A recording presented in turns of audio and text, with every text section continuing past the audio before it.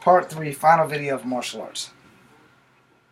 I wanted to make this channel something special. You know what I mean? I really wanted this channel to take off and grow, and sadly, it did not. Because see, what initially was supposed to happen was there was only going to be one Kung Fu Havoc channel, and that was Kung Fu Havoc #1. And I didn't have a Gmail when Google brought YouTube, and that all went to hell in a handbasket. I don't operate this one with a Gmail. I have a Yahoo Mail for this one too. So I use it. And, it's been working out so far. So as long as you have a password, you're good. So, when it comes to martial arts, you do have people that are amazing and they are phony. But I will tell you that you can even learn from a phony if you must. But I did a memorial to my sensei, Master Ennis, who was a 5th degree black belt. And as of lately, I have been doing a lot of learning that I didn't need a black belt to open up a school, etc., etc. But it doesn't hurt to have a belt. So I do plan on, by the end of 2020 rather, I'm going to go to every school I can and test for belts. I was like, look, I'm not here to bullshit you.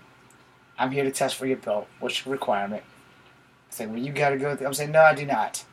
I just want to test for your black belt. I said, I want a black belt and everything. It doesn't have to be a ranked black belt. Give me a 1st degree black belt and everything. I'm good. And they were like, why you only want a 1st degree black belt? I'm saying, because truthfully, because of what I've been told by other martial artists, that you don't really need a black belt to open schools. If I had this 1st degree black belt, no one's really going to dispute it. Versus what I have now, which is nothing, which people will probably dispute. Even though I've been in the Army, and it's on record, even though I've had military training, it's on record. I've been street fighting since I was 12, which is not on record. I've been in a few street fights at 15, which is also not on record, other than the guys whose ass I've beaten. They're not going to pop out the woods. Yeah, that guy, he whooped my ass when he was 15. Yeah, that guy right there, he whooped my ass when he was 12. He whooped my ass when he was 16. None of those guys are going to come back into my life to verify that I whooped their ass. None of them. So we have no worries there. Because, here's the thing. They're different people now. And I'm a different person now. The problem is simple. I want those black belts just so I can say I have them. Just so I can say, I got a black belt in this. I got a black belt in that. And so when someone asks me, do you have a black belt? And I say yes, I'll have them.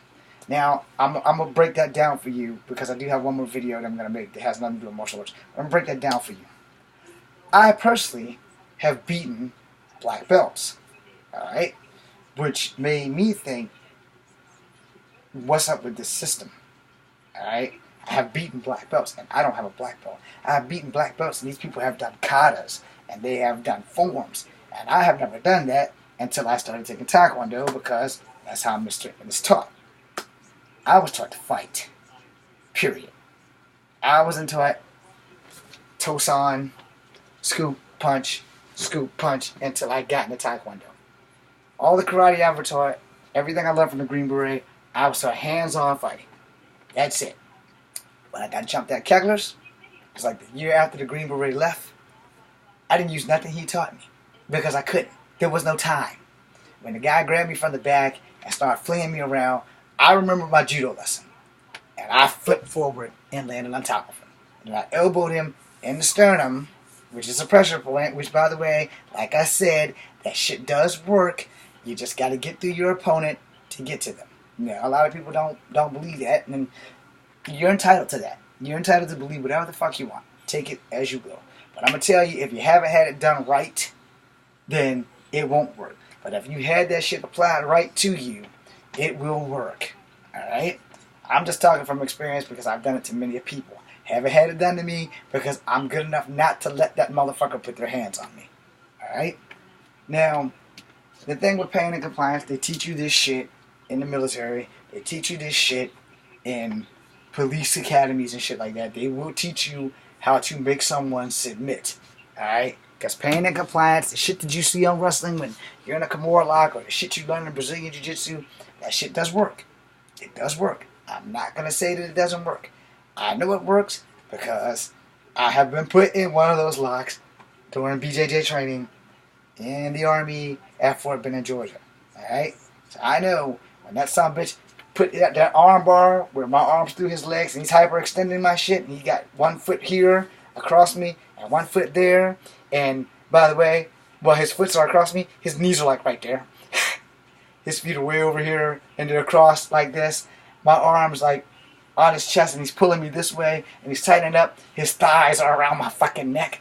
So you can see the guy was like 6'8". I'm 5'3" and a half. So it wasn't like I could really do anything. And we weren't allowed to elbow in the crotch. I couldn't get my arm through his legs to pry his knees open because his knees were way down here. And I'm basically between his thighs and his crotch. I could have bit him in the dick. That would have solved that problem. But I'm not gay. I could have headbutted him in the dick. And that's probably why he was doing that so roughly, because I headbutted him in the dick like 6 times. So when he got that arm bar, he was like, yeah, I got you. You can't headbutt me now, buddy. And he was right. I couldn't because, I mean, it was right there. I could have just cracked him in there, but I figured I did enough damn push-ups for the day. So when he got me, after he got me on my back, and then he goes side mount transition armbar. So it's really not as hard as it sounds, because once he got on the side mount from here, because I was on top, flipped me over, then he went over to this side, and then he got this armbar and his legs went across. Hard to demonstrate armbar side mount by yourself. So he did that, and once he did that, he didn't do like Oscar where he jumped up and flipped my ass over. I was already on the ground, so that would have been pointless. So he had me in the armbar, and he's like, all right, you can tap out at any time. I was like, well, honestly, I really ain't going to tap, but, the drill sergeant can see that we're doing it, so we reset. He's like, we weren't trying to hurt each other, so we just reset. He's like, why you ain't tap? I said, look, dude, if I wanted to, I could have just bitched in the dick. So we weren't going to do that, because that's gay. But, if I was in a situation in real life, I'd have bit him in the dick. I wouldn't even have regretted that shit. But that would have been the choice I would have had to make, because I wouldn't want my fucking arm broken. And so we do it again. And then, they were making sure that we go through the motion. So after we get them off, we go to armbar. If they resist and they can't get the armbar, then you go for the triangle. And this is what we were taught in Delta. So, you get them off, side mount. Now here was the thing. We had a little bit of fun with that shit. Because one time I put him in the side mount, and he just like, and threw me back onto my feet. It's kind of like Rey Mysterio fighting the Big Show. That's pretty much what it was in a nutshell. And the drill sergeant didn't see that one. So that was a good one. Sorry for confessing to that Drill Sergeant Haynes on YouTube. So anyway, we tussle a bit. We do what we were told, and he'd give me the armbar. He'd give me the fucking Fujimura or Kimura lock. He would get me in all kinds of other shit. And in turn, I would try to do the same, but he was so much stronger than me that it really didn't matter how I put him in that lock. It wasn't going to hold him. I got him in the crossbody chicken wing, the Bob Backlund shit. That's about the only thing I could use on him that was illegal. The drill sergeant didn't know what the hell was going on. But outside of that, my arm bar with holding him like he was holding me with my hand between his legs, he basically just picked his arm up. And I'm on his arm. So, now that didn't do me any good there. Because he's like, I got you. Drop me on my back. So yeah. You have to be able to get through someone's defenses. And if they're stronger, you really need to know what the fuck you're doing. It's really just that simple. And sometimes the stronger guy is just a stronger guy. So you need to know that you can break his arm with, like, instead of crushing your legs around his head, you can put both your knees under his elbow, or one of and one above, and then just, push down. It can be done. Don't think that it can't. It can be done.